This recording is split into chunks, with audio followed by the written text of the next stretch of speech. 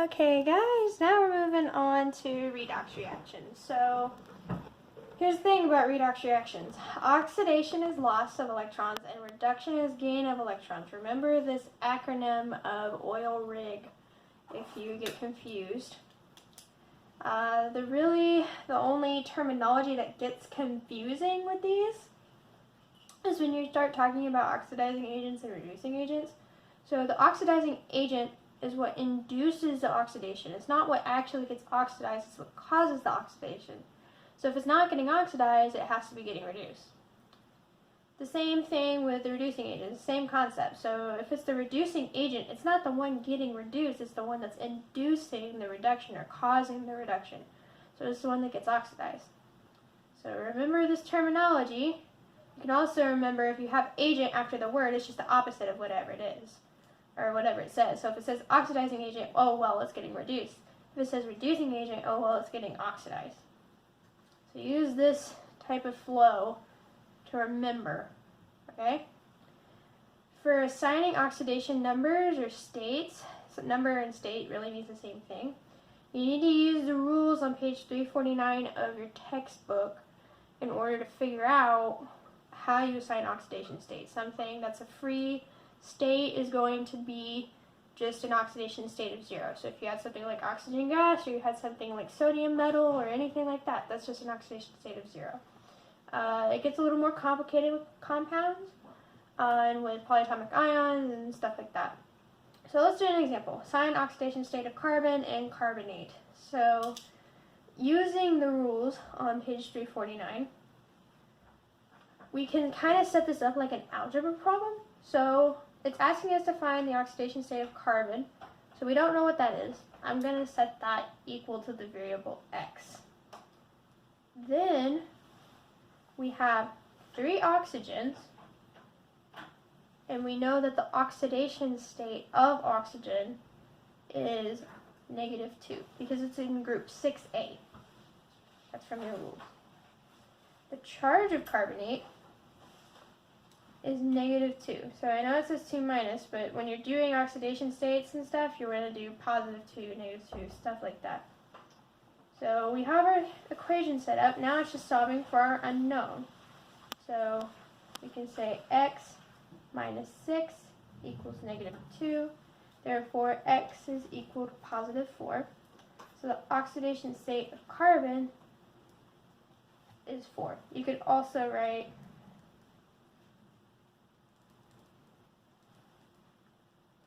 just regular 4 if you wanted to.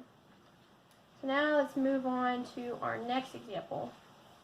So determine if the following are redox reactions and determine what the oxidizing and reducing agents are. So we need to use a terminology from above, but we also need to figure out if there's actually any oxidation or reduction going on here.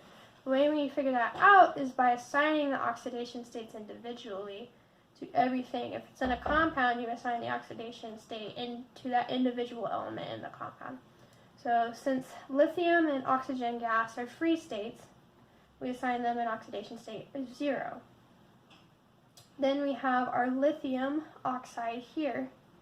We know that lithium is a group 1A metal. Group 1A metals always have an oxidation state of +1. And then we have oxygen, which will have an oxidation state of -2. Since we have the 2 lithiums, it will overall be a +2 charge, and we'll have oxygen here. Something to note is that lithium oxide is neutral, so if we didn't know what oxygen was, we could say, well, we have 2 lithiums, and that has a +1 charge, and then we have X, which we don't know, but that has to be 0, because this is a neutral compound. So we could solve for oxygen that way if we didn't know it. So in this case, it works out to be -2. So now we have to determine what the oxidizing and reducing agents are. So the lithium goes from an oxidation state of 0 to +1. When your oxidation state increases, you get oxidized. So lithium is oxidized. Therefore, using that terminology from before, it is the reducing agent. Then oxygen goes from an oxidation state of 0 to -2. So it's being reduced.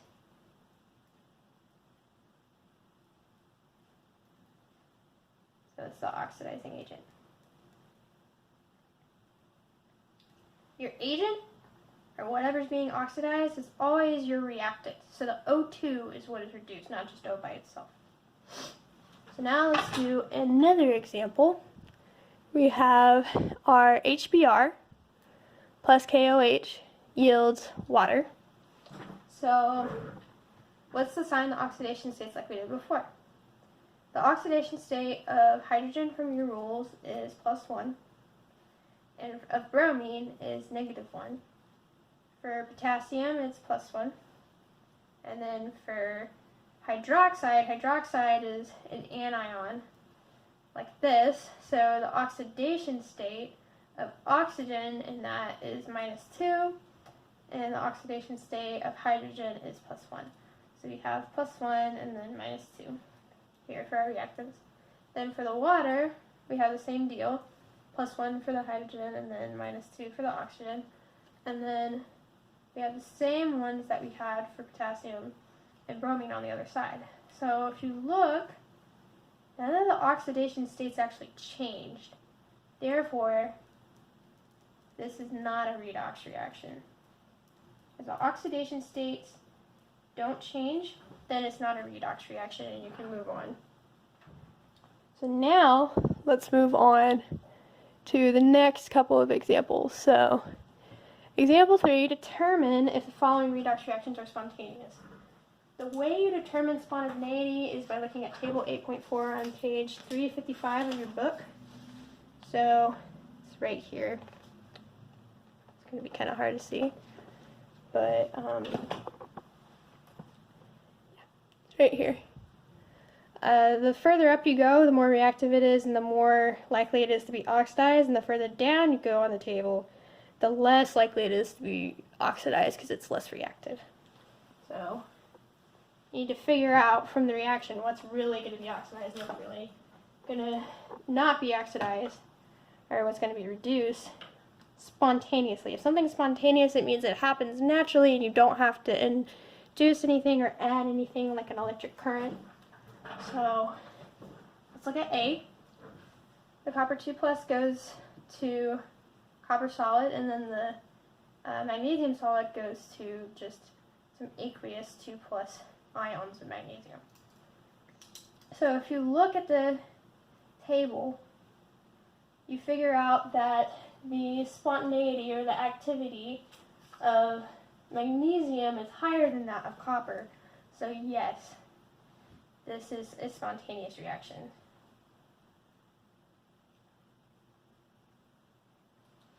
If you look at B now, we're going to see if that's spontaneous. And you look at the table, the magnesium going to a magnesium 2+ ion here is not spontaneous, and the reason why is because lithium in this case is more reactive than the magnesium. So the more reactive it is, the more likely it will be oxidized. And so if that thing that's more reactive is not getting oxidized, that reaction won't be spontaneous. That's why B is not spontaneous. Now let's do the last one. Determine what is oxidized and what is reduced. So I just want you to get a little more practice with this. In terms of figuring it out, we gotta assign oxidation states first. So pause the video if you want to work this out on your own, and I'll give you the solution in 5 seconds.